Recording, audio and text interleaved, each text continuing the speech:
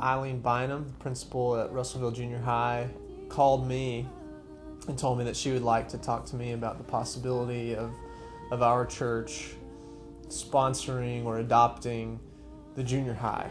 And I talked to Neil Reynolds, and you told me I can come help you.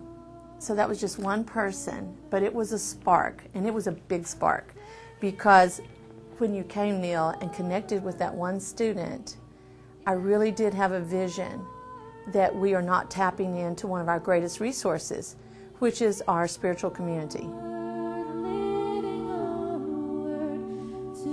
Our job is to focus on the whole child, social, emotional, cognitive, physical, and spiritual. And you really can't expect children to come to school every day and learn skills if they are not ready.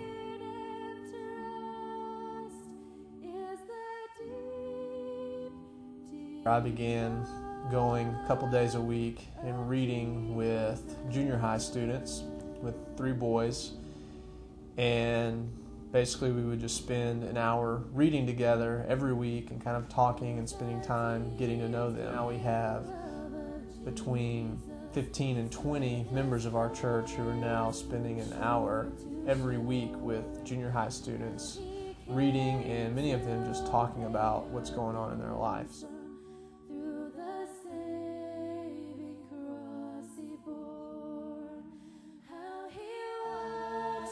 What I've found is the root cause is poverty.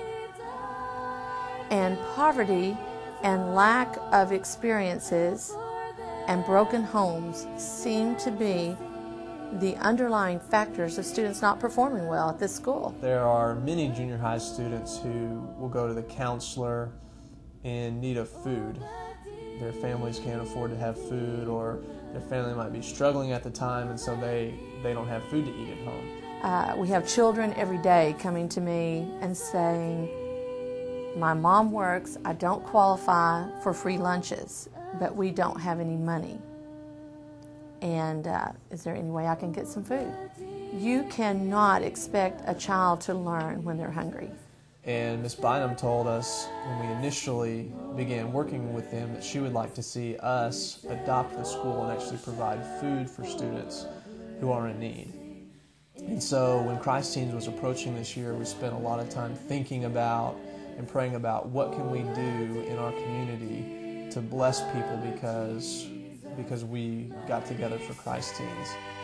And it became obvious that providing some food for students at the junior high was the thing that we needed to do. We have a significant number of children, about 200 out of 800, who do not have money for lunch because that money is going to pay bills, and yet they don't qualify. So I really believe Westside Church of Christ could share their gifts and their resources by helping us with food. And we could put those in a backpack and send home with the child. The child would maintain their dignity at school. By providing food for junior high students in our community, it's not something that we're going to send overseas. It's not something that we're going to give to a mission, and we may or may not see the fruit of what we've done, but we're actually going to be able to take this food to the junior high and see it given out to people that we actually know. We'll be able to give it ourselves. It's also exciting to think about what God is doing through Christ Teens, because it is an event that only lasts for 3 days, but I'd really like to believe that we accomplish a lot in those 3 days, and the effects of us getting together this weekend hopefully will last for the rest of this school year and on into next school year in terms of the food that we're going to provide for kids who are hungry.